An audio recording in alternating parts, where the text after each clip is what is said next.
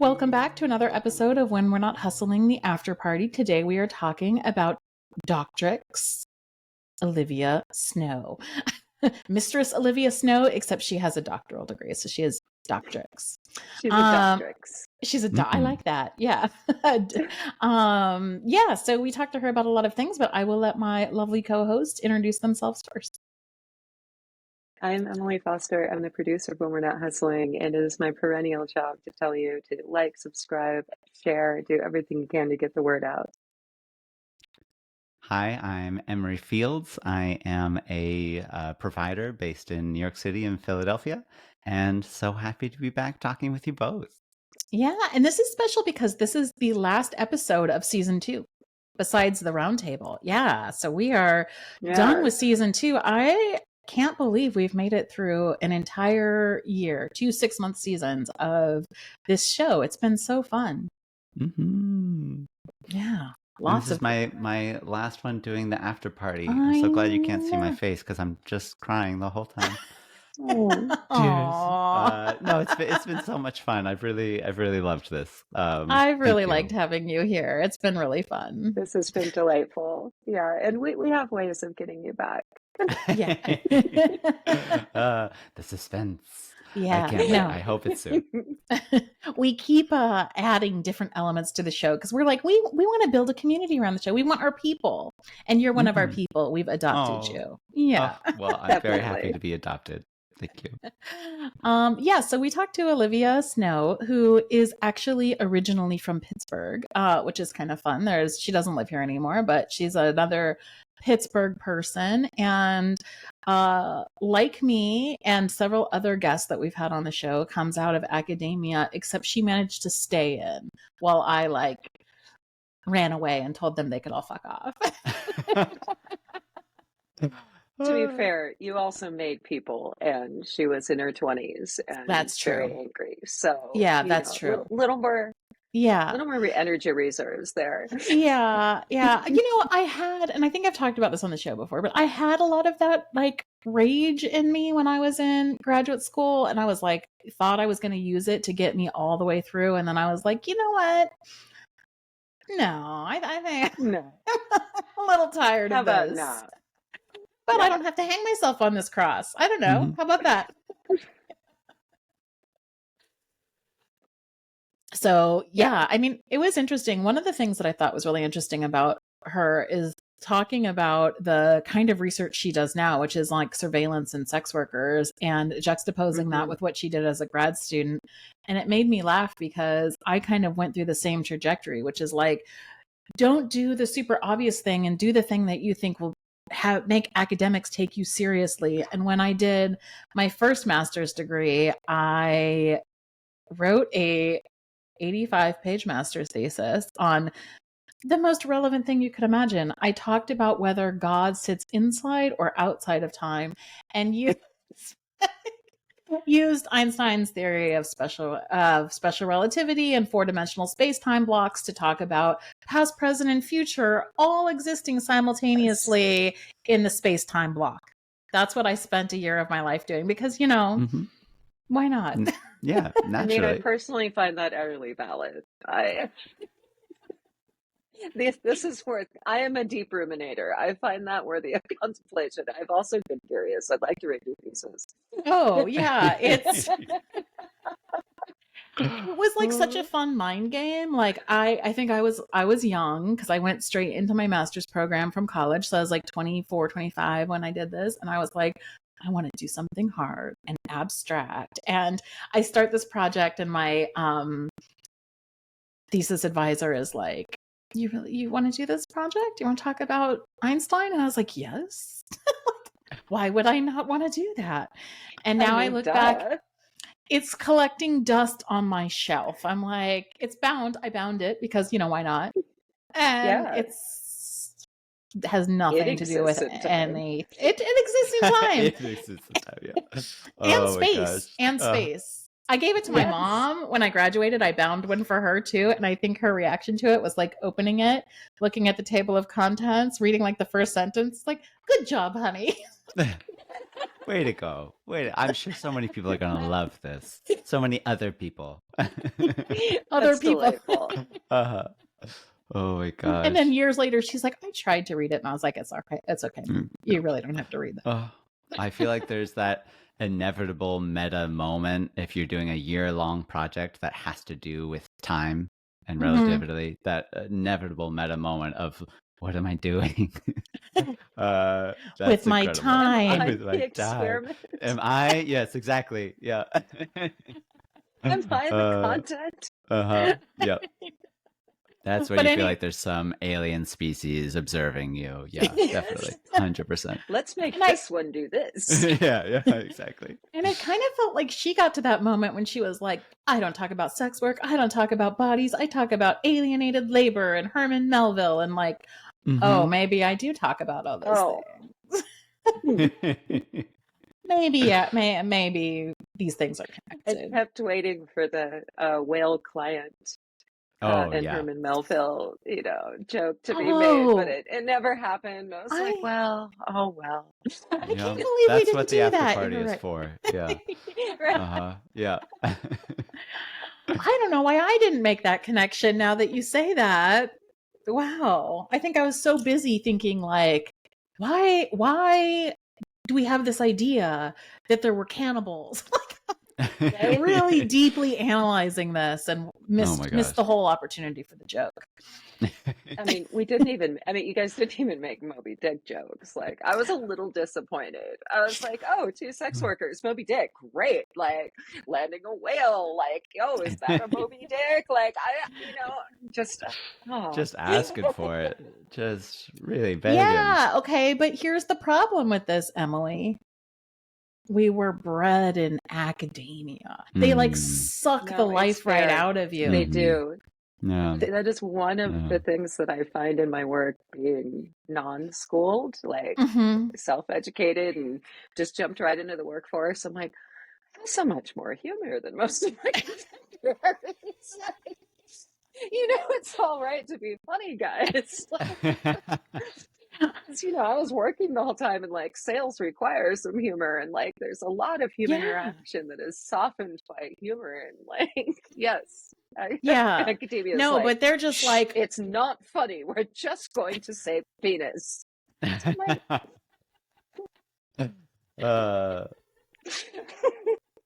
fine. Because you have to be taken seriously. Like, it's so serious. It's very serious business. But then the funny thing about advertising, if you don't know the joke, you can end up with, say, a client that wants to name their business the Pink Taco, unironically. And if you don't have humor, you're not able to tell that client, darling, I don't think that's the right name for you. Although there is a Pink Taco. There's a restaurant called the Pink Taco. But you have to know what that means. Like, well, how about American Taco? Okay, so same problem.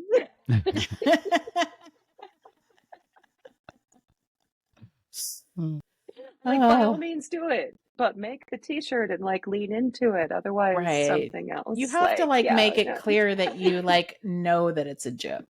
If you're not in on the joke, it's a lot. Yeah. I remember the first time I realized that like my kids understood like double entendre, and that was like very weird to me. And I was teaching my 15-year-old how to drive, and he's now 19, and drives quite well. But like, I'm teaching him how to drive. But at the very beginning, he's like pumping the brakes in this way that I'm like, what are you doing? Like, you don't need to like put your foot on and off the brakes. And he looked at me and he smiled, and I was like, what? And he's like, I'm edging the car. Like, oh no. It's like, oh my God, stop. What? Good understanding of mechanics, totally inappropriate time and place. What are you doing? My God. I am your mother. I don't need to know that you know what edging is. And why do you know what that is? And no, never mind. Don't even answer the question. Enjoy your life. Be safe. Back to the car. I'm dead. Oh my gosh. I was Engines don't like edging. Yeah. Consequently, I don't either, but I'm not going to tell him that. I mean, I wouldn't mind it for myself. I don't like edging clients. I'm like, how long are we going to do this?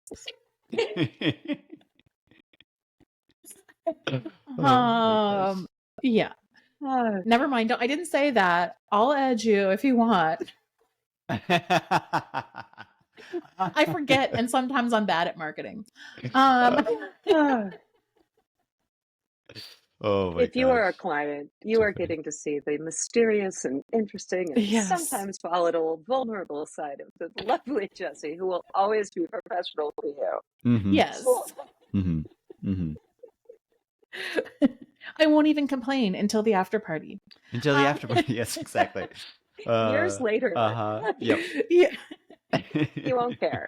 I'm not talking about you in particular. Yeah. It's some other It's guy. this other guy. Yeah. Believe me. You're not like other guys. Yeah. No. Anyways, which actually ties right into Mr. Snow's thing. That was definitely, like when she had clients who were like, oh, you have a master's degree. Yeah. You're not like the other girls. She was like, oh my gosh. How do you think we're paying our student loans? What are you talking about? Shit's expensive. Oh my gosh. One's got a PhD. Dr. Mixtrix, everything. Yeah. That is interesting though, because I've encountered that as well. And I think that's kind of the problem. It's like the blessing and the curse of how we have to market these days, as in like make yourself stand out and what makes you stand out. And then there's the marketing piece of that. And then the piece of like, but please know that this is a little tongue in cheek. And I actually don't think that I'm better than somebody who doesn't have these credentials that are irrelevant to this job. What I'm telling you is that I'll talk to you about heady things if you want while I'm edging you. I'm not saying that that's better or worse. I'm just saying that's available. That's all I'm saying. Some women do not care if God exists outside of time or space. I do. And I'm just letting you know. If your wife doesn't, I'll talk to you about that shit. That's it. Yep. That's mostly why people hire providers. Yeah. You'd be surprised. I am constantly surprised by the reason why people hire providers. It's also this kind of like fun double-edged sword of, people have this idea of what sex workers are, and that's sad in its own way, that it's just kind of assumed about a group of people and a group of the labor force, but also sometimes is to our advantage, where the bar is just like so low, and then when you show just the slightest little bit of personality, they're like, oh my gosh, I didn't expect you to be like this. So you leave such a like full and interesting life. Like, I know I'm not like other boys. It's simultaneously sad and then also very useful in terms of marketing. Exactly. And the thing that's so funny about that is, like, I did come out of academia. I taught for many years. I became a sex worker. And then I was like, these bitches are smart. Much smarter than the people I went to school with. Like, and there's like something so interesting about this like idea of who sex workers are and the vast gulf there is between that idea and who sex workers actually are. I relate to this a lot. Growing up, I had a ballet teacher who said that there's no such thing as a dumb dancer. Dancers, even like regardless of academic smart, like dancers need to know how to pick up choreography quickly. They need to know how to take care of their bodies. They need to, like, it goes into time management and just self-awareness. And I feel the same way about sex work. There is no such thing as a dumb sex worker. We have to know about advertising. We have to know about time management, how to keep a schedule, how to, balance our budgets, everything. Mm-hmm, It's mm-hmm. I really and firmly believe it. No such thing as Yeah. a dumb sex Yeah. worker. And even if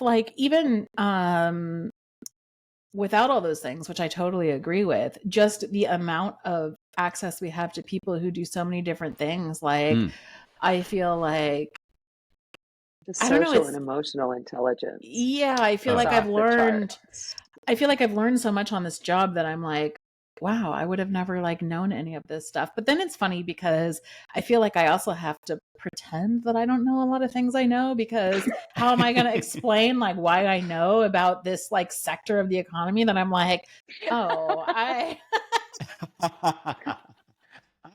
Well, I have a person I know in my life who I shouldn't know, because why would I know somebody who does this? It's interesting. It is interesting. We lead these kind of odd lives, but I like that about the dancers. I do think the same thing is true for sex workers. Mm-hmm.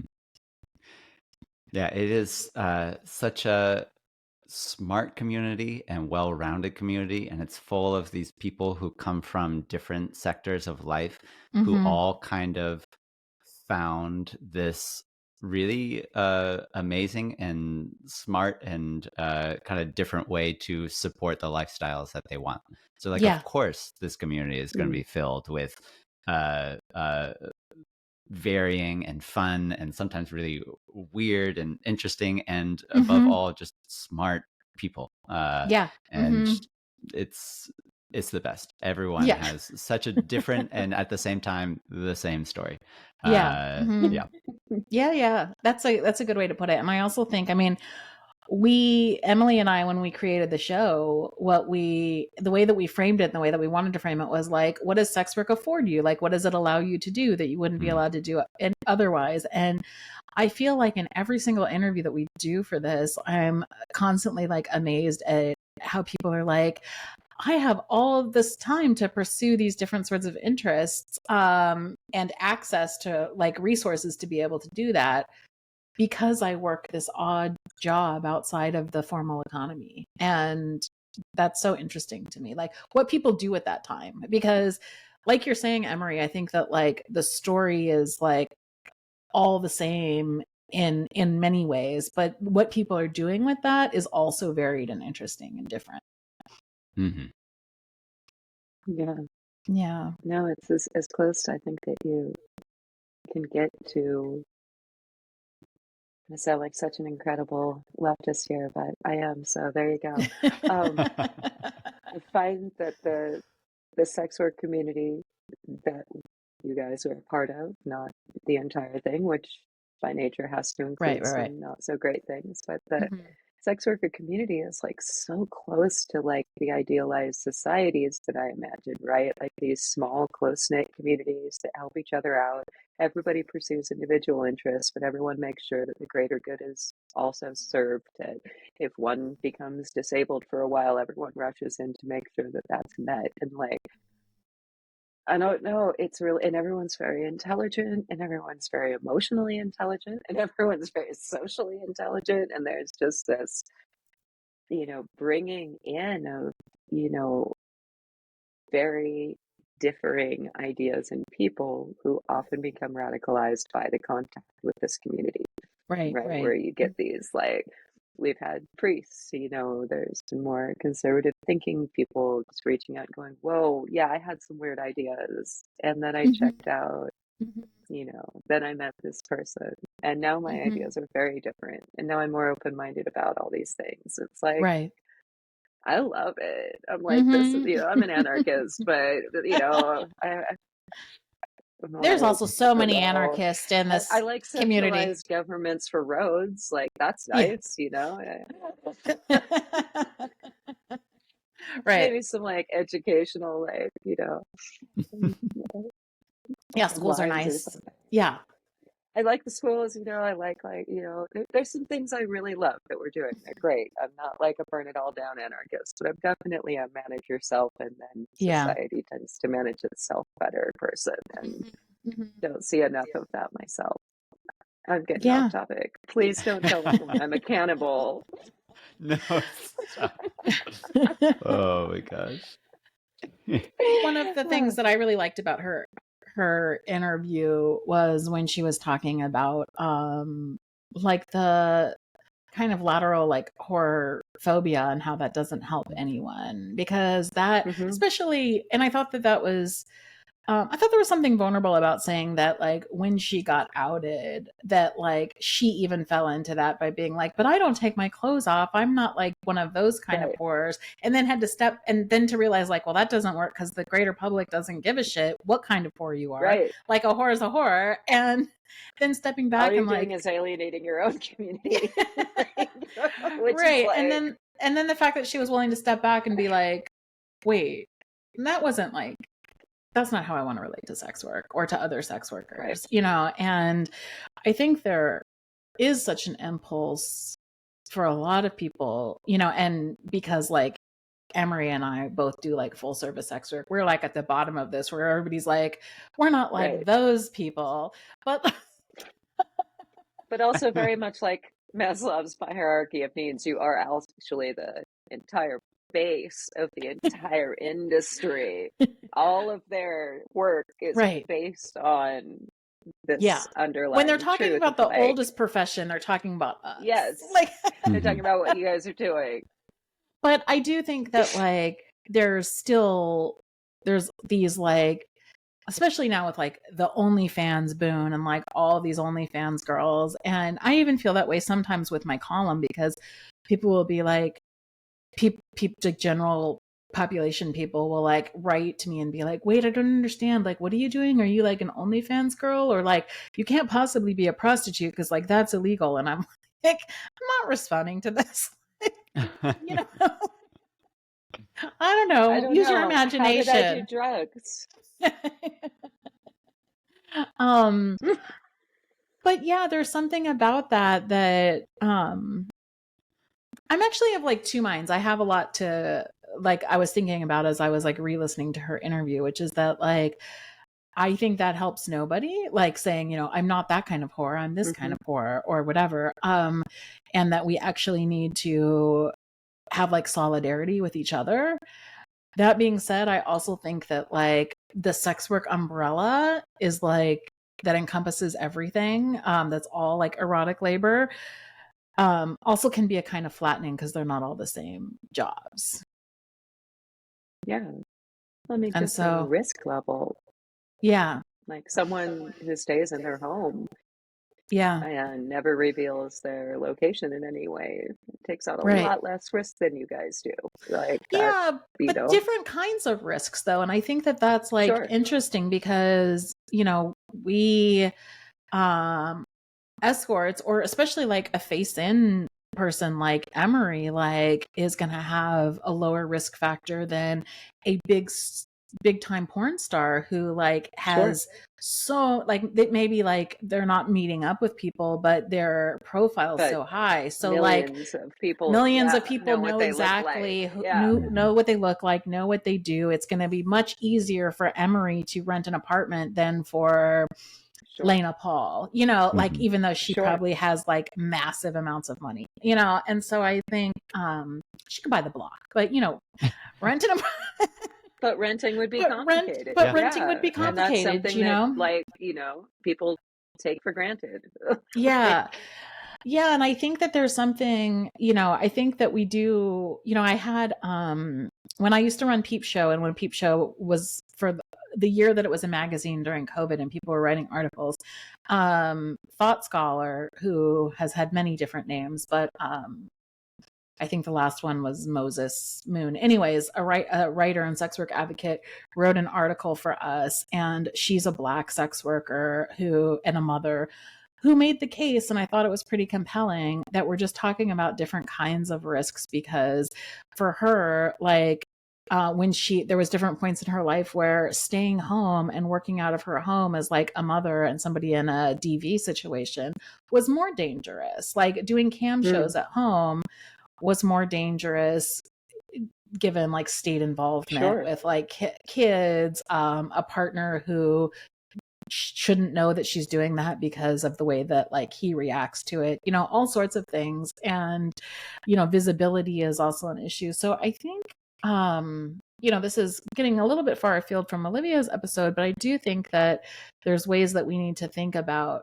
Actually, it ties into the research she's doing now that I think about it, but we need to think about like, what are the different kinds of risks that sex workers assume, and to not think that it's the same for all sex workers, because it's obviously very different.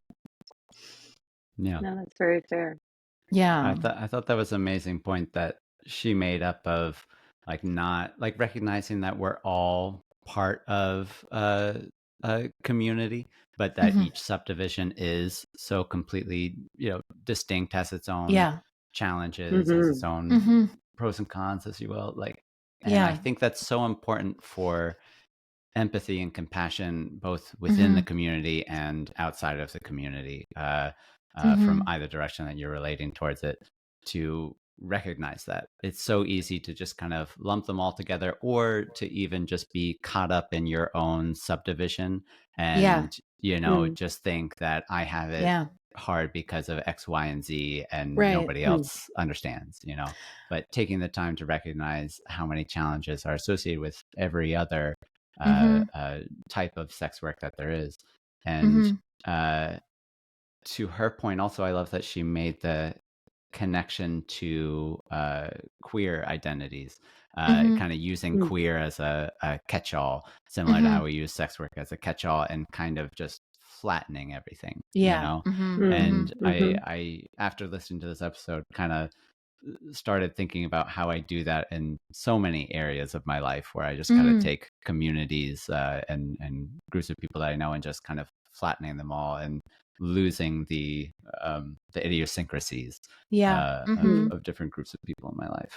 Right. There's utility in that, right? As like, it's good for building solidarity and it's good for group coherence, but also like they're different things. And when we like lose track of it being different things, I have to say, like, some things aren't intuitive, I think, too. Like, you can't know unless you do something. Like, I would say that the most afraid I've been in this job, like where I was really shaken by an experience, was in phone sex, which you would think would be like the safest. And in some ways it is like very safe, but in terms of like your psychological well-being, I found it to be much, much harder. And it's because it can get so intense. People can tell you like such intense and triggering and troubling things that like I left some of those interactions truly like shaken by people who I assume, because they're not telling you who they are. You have no way of knowing who you're talking to, where they're coming from. And I think that I talk to some people that, I'm not a psychologist, I'm probably not using these terms correctly, but who were like really sociopathic in a way that like fucked with my head, and I haven't had that to the same degree in full service that I did in some online stuff. And so I think it's like interesting, and it's not intuitive it's until you do something, I think it's not intuitive what those challenges are.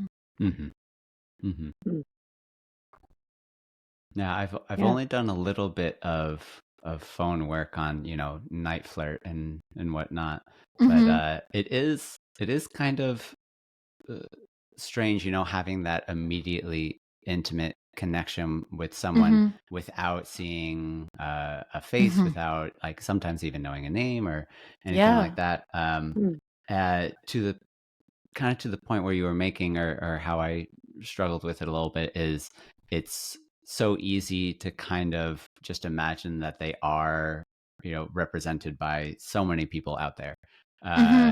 Because you don't know who exactly they are, you can just imagine that they are, the teller at the bank, or they are the barista at the coffee shop, or they are, and so you just kind of feel like, is everybody in the world like this? Am I surrounded by these people? It's a little tricky. I Yeah. found it to kind of mess with my head like that because I did night flirt for 5 years. Like that was my main source of income for 5 years before I got into escorting. And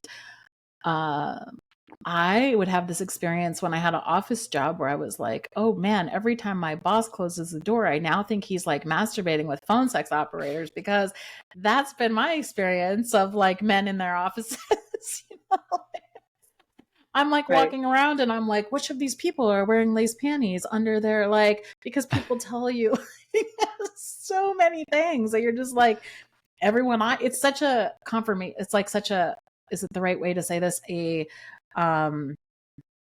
Like you have such a bias because you're like, everyone that talks to me is hiding all kinds of secrets. So like everyone must be confirmation bias. Yeah. Everybody must be hiding all sorts of things. And you're like, no, it's just that the people who hide things call phone sex operators. Yeah. Right. Yeah. And that's the same for, you know, full service sex work. Now, every time you're out and you see an older gentleman with a younger woman, you're like, are they? Yep. Yeah. I totally get that. Yeah. Yeah, you start to look for things. Well, it's like Anais Nin says that you don't see the world as it is, you see the world as you are. And this is exactly like, you know, the first time that, I can't remember if I've told the story on the podcast or not, but the first time I told my mom that I was non-monogamous, it was because she was at a birthday party of my little boy, and who's now 19, but he was like 3 at the time. And there was another woman with her little boy. And I don't know why my mom was suspicious of this woman, but she was my girlfriend. So something about like our dynamic that made my mom suspicious. And she was like, who's this woman? And I was like, what do you mean? It's so-and-so's mom. She's like, yeah, but there, you know, and she's asking question after question after question, which made me think that she knew that we were together. And so finally I was like, okay, Mom, you want to know who she is? I'm dating her. We've been dating for a year and I'm not monogamous. And she was like, what? And was like completely blown away. And I was like, why are you so surprised? Like, what did you think? Why were you pestering me like this? And she's like, I don't know. She just didn't quite fit in with the crowd. So I thought she might be a pot dealer. And I'm like, oh my God, she's looking for pot. Oh my God. Like she must know because she doesn't quite fit in. Yeah, and like, she. Oh my God, it was so awesome. So funny, but it was. I will say from experience, the poly people usually do for some reason. Yeah. There's some big crossover. Venn diagram, yeah. Yeah. But it was just very funny. It was like, this person doesn't fit in. And I'm like, my mom must know that we're fucking. My mom's like, does she have weed? I was like, ew, I didn't want to know that. I just wanted to get high. It's a kid's birthday party. This shit's dry. I resonate with that. That's very fair. Yeah. Yeah, life is weird. Yeah. It's the only way I think I can make it through this birthday party. She's like... I feel out of my bones. Try to keep drug use away from kids because birthday parties are sometimes exceptions. There's always a tree in the back. I remember screaming. I remember taking my daughter to a Girl Scout overnight and being in this cabin with like these other moms and them pulling out flasks. And I was like, yeah, okay. Yeah. Checks out. Yeah. This is how we're going to survive this. Okay. All right. Oh my gosh. I mean, funny. I am all for positive coping mechanisms, but everybody can't be taking deep breaths and meditating all night either. And someone's got to go see if little Jimmy's choking a little Tommy or not. And you do what you got to do. However you need to get there, mamas and daddies. However you need to get there. You just... So is there any other final thoughts that you guys had from the episode? I actually have one thought that I really want to talk about. Yeah. I'm so curious what you two thought about her idea of sex work as a queer identity and her idea of adding sex work to pride as one of the identities. I thought that was such a fascinating thought and opinion. And I'm so curious about it. I totally support that. I think that it is a queer identity, and I think it's a queer identity in this way that that defining hetero. I've seen a couple of like queer scholars who have defined heterosexuality and heteronormativity as like a fetishization of the normal and like the status quo, and not like who you have sex with, but like how you live in the Sure. world, you know? And to me, sex work, regardless of like the gender of the people that you have sex with, either in your personal life or in your job or who you're attracted to or whatever, is such an affront to like heteronormativity and mononormativity that my thought is like, yes, sex workers are standing outside of the norm. Like they're obviously standing outside of the norm. And in that way, I think it should be thought of as a queer identity. But queer as in like, I always like when I hear queer people say like not gay as in happy, but like queer as in fuck you. If we're talking about like queer as in fuck you, yes. Yeah. Because I like think that. sex work is an identity that's also like fuck you. We're not playing by your rules. Like this is our own game of our own rules. You know, we're not going to get like a corporate job, and we're not going to play with like within these like heteronormative capitalist ideals, you know. So yeah, I don't know, but what do you think, Emery? I agree with you. I really think of more and more. I think of being straight or heterosexual and monogamous as like such a small window. You know, you have to follow so many rules to exist within that, and like anything that strays outside of that is the other. You know, is kind of included in pride. I think sex work absolutely belongs in that category. Number one, because I feel like it's already true that most people who are sex workers already identify with this. I don't know many sex workers who consider themselves straight, you know? I don't either. Yeah. So like number one, I already I know myself, and I know I think about all the people that I've connected with in the community, and we all kind of already belong within this category, you know. So it just makes sense in my mind, my immediate knee jerk reaction that yes, of course we should all be included there. I'd be really interested to find someone who practices sex work and considers themselves straight. I'd be really interested to chat with someone like that and see their thoughts on this. Yeah.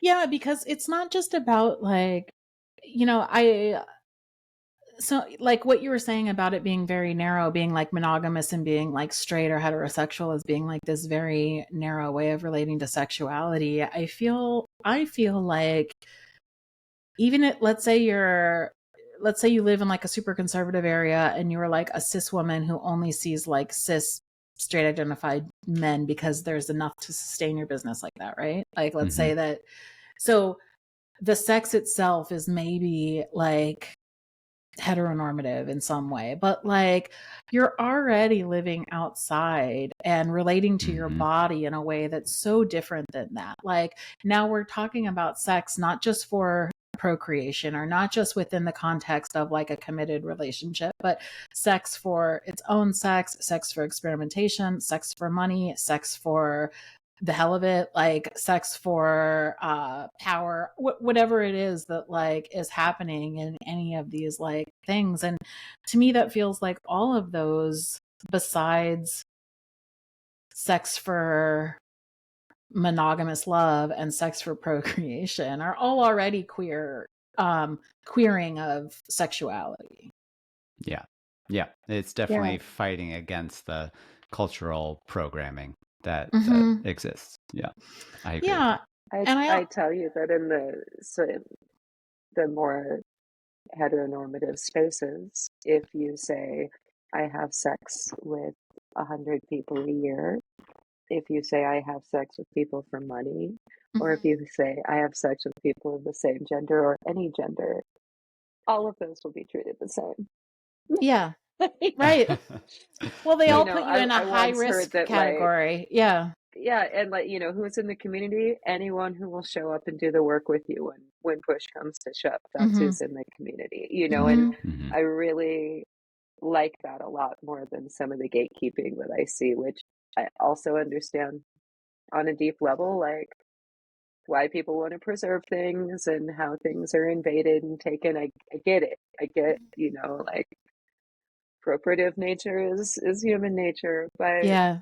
also, if you're gonna show up when things are hard, come Yeah. on in.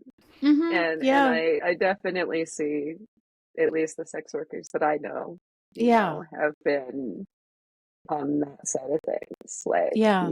it's like, oh, you need some help? Let's go.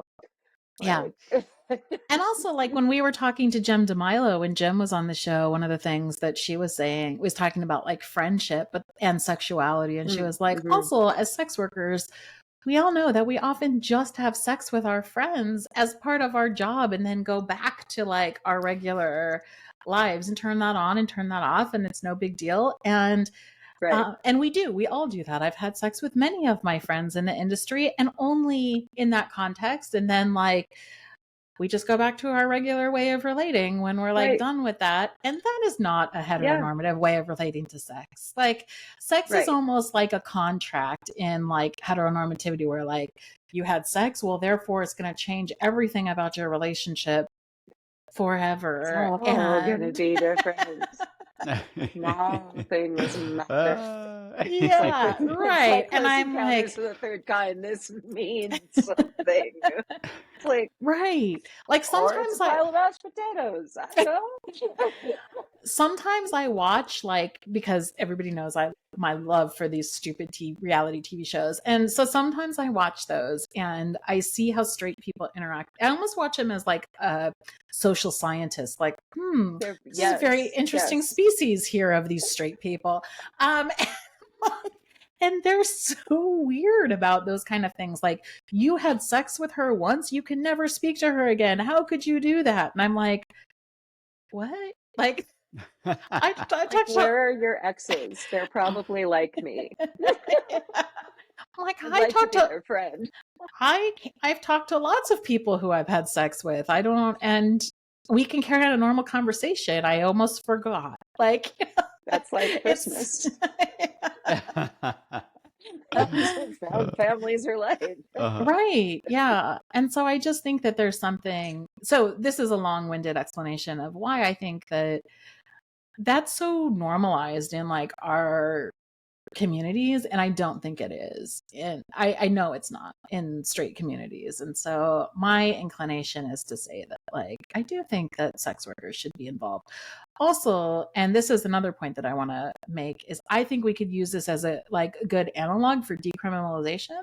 And that seems really important to me too, because when we decriminalized homosexuality, we didn't make everybody suddenly get like register with the state to have like gay sex with their buddy. Like they just stopped enforcing laws against homosexual interactions. And I feel like we should use that for sex work too. Like all the people who are like, well, we want to make sure that everybody's safe and we register and people are tested, and as if sex workers aren't getting tested, but like, and they're tested and they have like all these things and we know who's doing what. And you're like, but why? Why do we need to do all of that? Like, I don't know that that's helpful.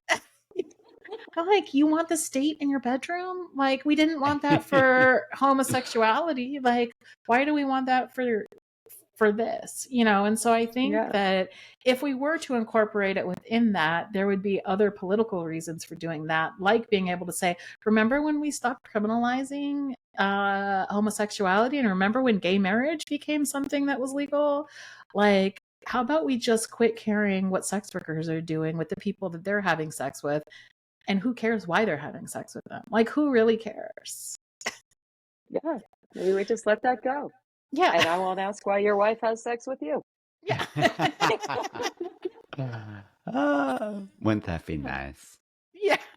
Yeah. So, yeah, that's probably a good place to end. This has been a very fun year. The whole year is over now. This has been so great. I know. Yeah. I know. It's December. Happy holidays, everybody.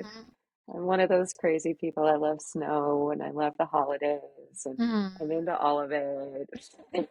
Nice.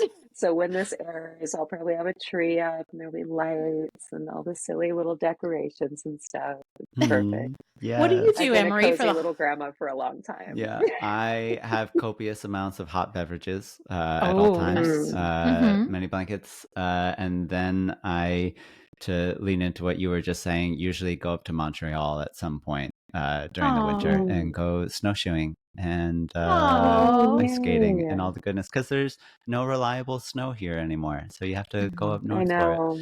But Yeah. yes, lots of hot beverages and coziness above all. Nice. Yes. Nice. Mhm. Yeah. Okay. So on that note, we wish everybody a cozy holiday season. I'm Jessie Sage, and I'm the host of When We're Not Nuzzling. I'm Emily Foster. I'm the producer. Like, subscribe, share, and happy holidays, everyone. I'm Emery Fields. You can find me at emeryfields.com. Happy holidays. Be cozy. We loved having you with us for this month and a half, this stretched out time. Oh, I've loved being here. Please, I hope it happens again very soon. Yes, always love talking to you both.